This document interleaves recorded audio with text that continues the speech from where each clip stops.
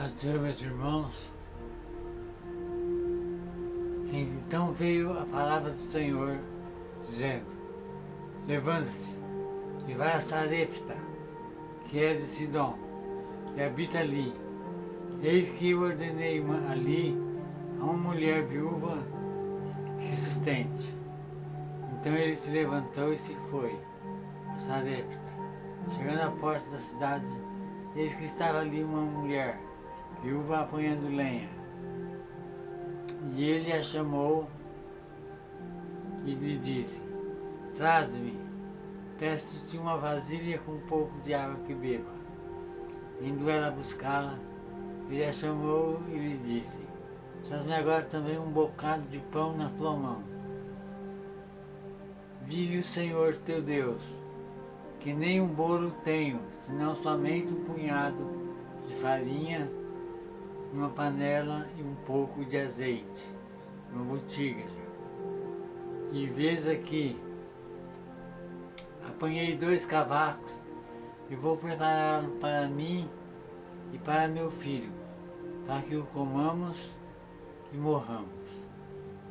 Elias disse: não temas, vai e faz conforme a tua palavra, porém faz disso primeiro para mim um bolo pequeno, e traz-me para fora, depois farás para ti e para teu filho. Amém.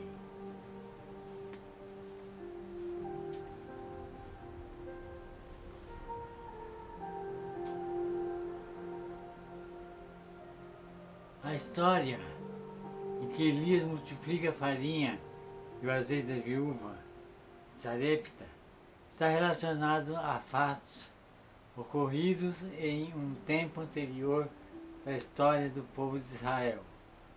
Os motivos que levaram o profeta Elias a refugiar fora dos termos de Israel, na casa de uma viúva estrangeira, estão ligados a acontecimentos encontrados ainda no início da formação israelita.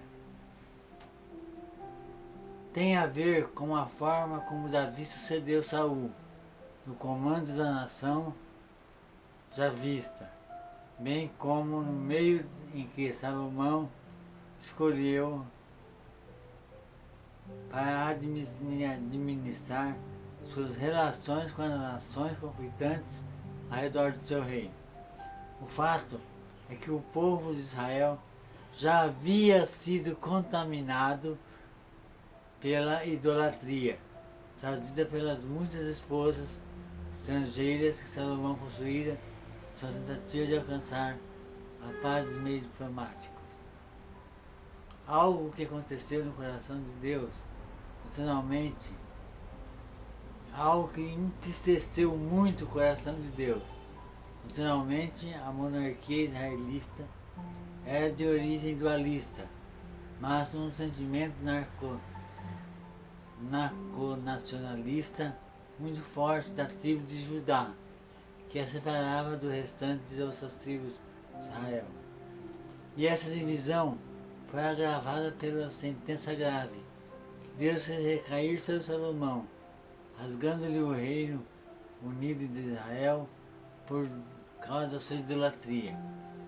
Com a morte de Salomão e a ascensão de seu filho Roboão ao trono, este é em uma disputa interna sobre os altos impostos cobrados por seu pai. Nega-se a aliviar o povo de tão pesado fardo. Foi o que deu início a um conflito que culmina com a separação do reino, dividido em 2.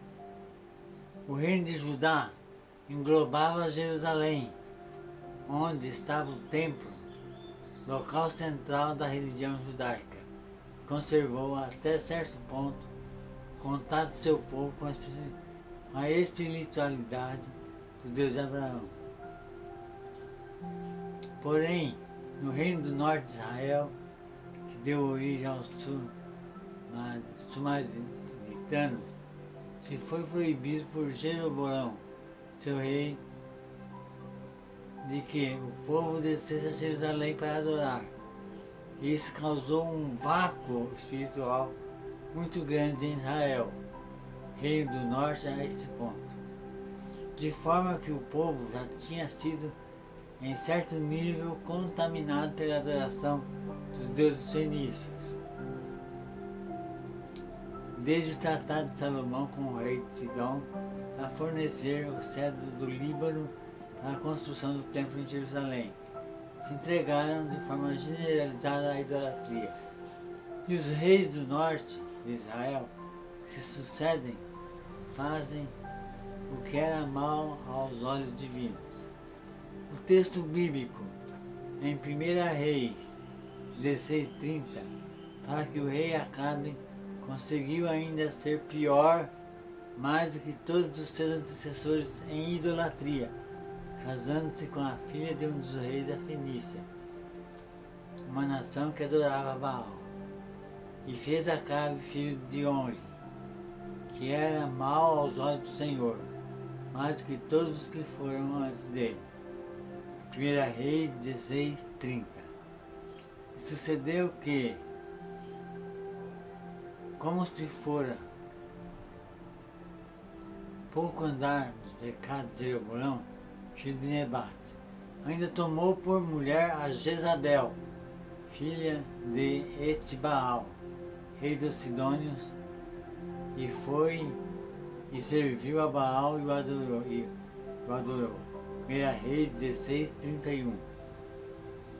E nesse vácuo espiritual, com consequentemente decadência moral, Deus levanta a seu favor o profeta Elias, em um tempo em que o povo de Israel não podia ir a Jerusalém, nem podia ir ao templo para aprender sobre as coisas de Deus, nem sobre a sua palavra. De forma que Elias foi chamado a representar o templo de Deus para aquela nação. Elias representava a voz de Deus e os seus ensinamentos. Elias representava a misericórdia de Deus em busca da salvação das ovelhas perdidas, a casa de Israel, que estavam dispersas sem pastor pelos caminhos da idolatria.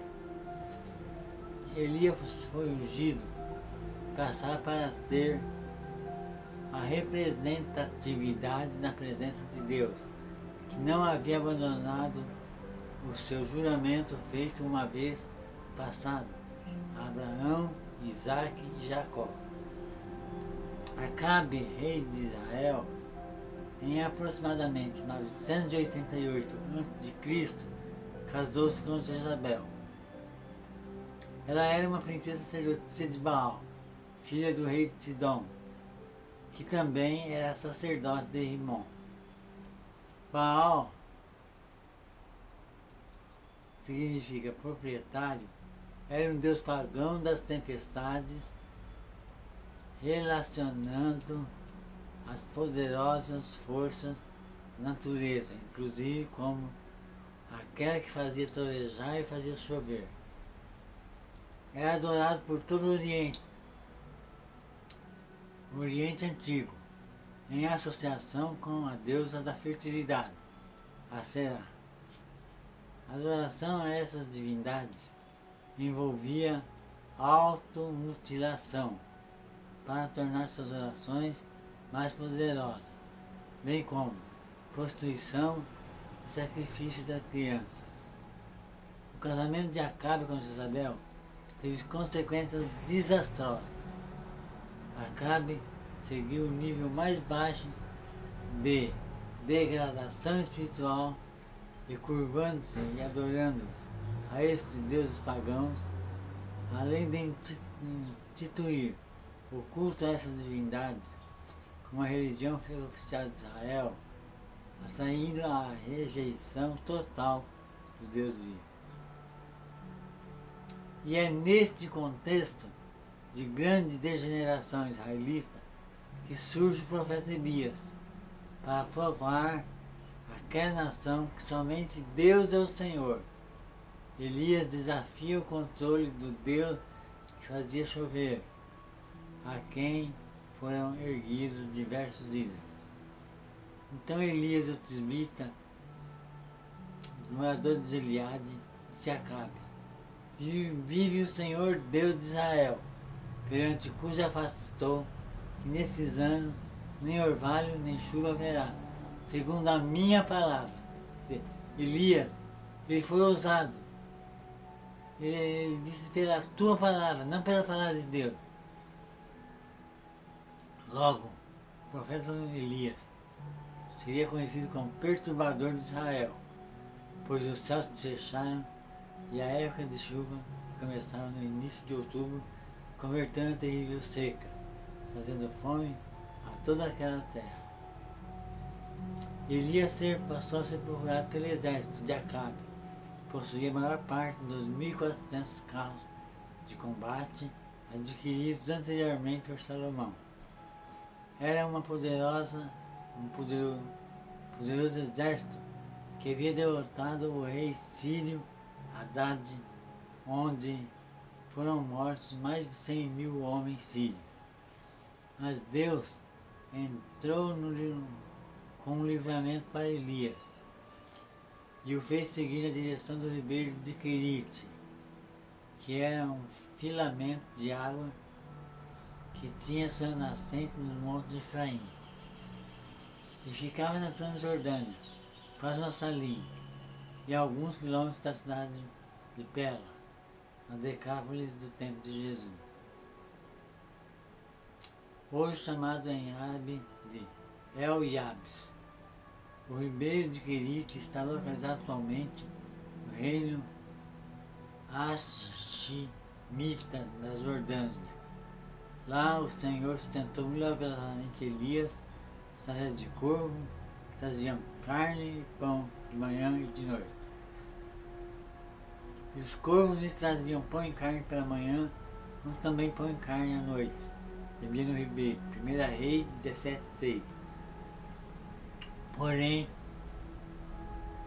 à medida que o solo ficava cada vez mais árido, as fontes dos rios secavam, fazendo com que houvesse uma grande busca por água naquela região. Elias precisava de um novo local para se esconder dos soldados de Acabe, como para conseguir água para beber. O Senhor novamente, em seu livramento, o conduz à cidade de Sarepta, onde havia preparado o coração de uma viúva para que cresce na tua palavra e oferecesse abrigo ao profeta. Sarepta é uma cidade da Fenícia que ficava a 34 quilômetros ao norte de Tiro, junto à costa do mar Mediterrâneo. Essa cidade foi reconhecida no distrito de libanês de Sarafand, a cerca de 150 quilômetros de Querite, onde eles estavam. Sarepta era famosa por suas casas de fundição que inovavam ao fazer utensílios de vidro, substituindo a madeira, a pedra e o metal que eram usualmente utilizados. Eram produzidos também nessa cidade vários tipos de corantes, usados para tingir tecidos de todos os tipos.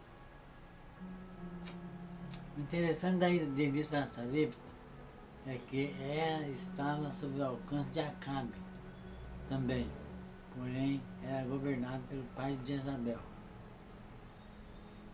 O normal seria que Elias buscasse se refugiar em local governado pelos inimigos de Acabe, como fez Davi no passado, se brigando com os filisteus. Porém, Davi no coração: ora, algum dia perecerei pela mão de Saul? Não há coisa melhor para mim do que escapar apressadamente para a terra dos filisteus, para que Saul perca a esperança em mim. 1 Samuel 27. Mas Deus opera grande milagre aqui, pois Elias não foi protegido por exército algum, senão na casa de uma pobre viúva, em tempos de fome e dificuldade. As viúvas eram as primeiras a sofrer. Elias encontra esta mulher numa situação miserável. Mas Deus usa pequenas coisas para confundir as grandes. Não existia naquele tempo algo mais frágil e dependente do que uma viúva. Mas assim o Senhor livrou Elias das mãos da grande numeroso exército, pois buscariam apoio às armas e soldados. Porém, o profeta preferiu confiar no Senhor. Deus já havia preparado o coração daquela simples mulher, um coração contrito, cheio de fé. É o combustível que alimenta o fogo para a operação do poder de Deus. Elias chega cansado de uma viagem, 150 quilômetros desde Querite, e vê essa viúva fora da cidade apanhando alguns gravetos.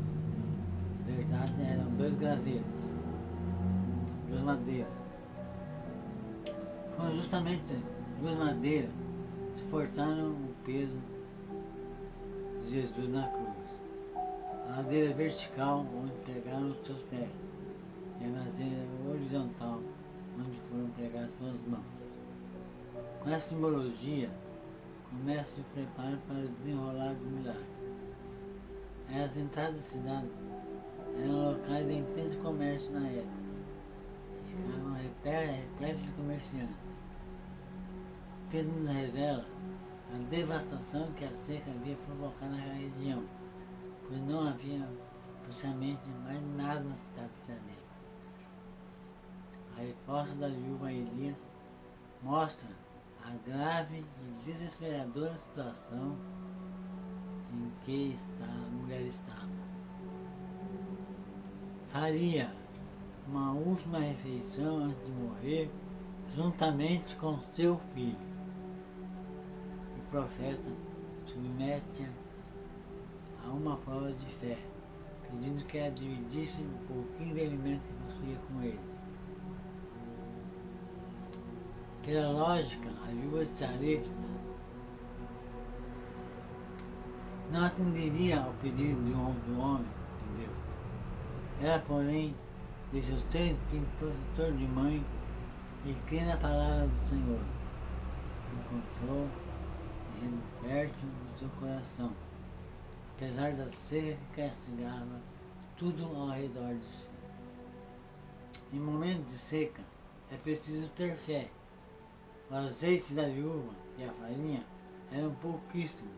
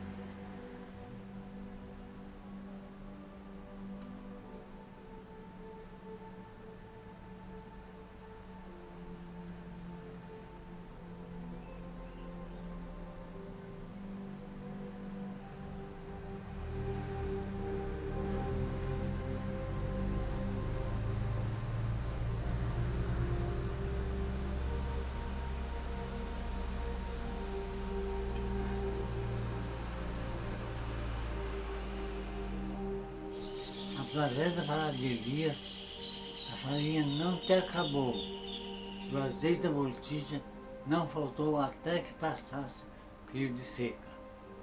A farinha e o azeite foram multiplicados. Um grande milagre alcançado pela fé, pela lei da hospitalidade, pelo compartilhar o pão com o profeta irmão Elias.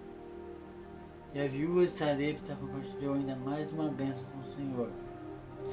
Toda sua casa, isto é, com toda a tua família.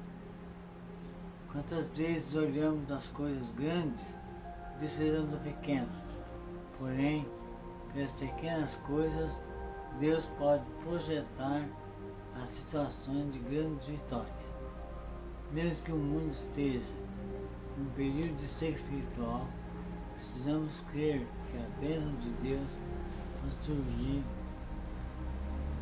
em locais onde jamais imaginaríamos que pudessem ser. Em Jesus, o alimento não depende das intempéries deste mundo, pois Ele mesmo possui a água do Espírito Santo, águas tranquilas. Jesus é a porta que conduz a pasto desejante, onde encontramos alimento espiritual e estamos. Amém.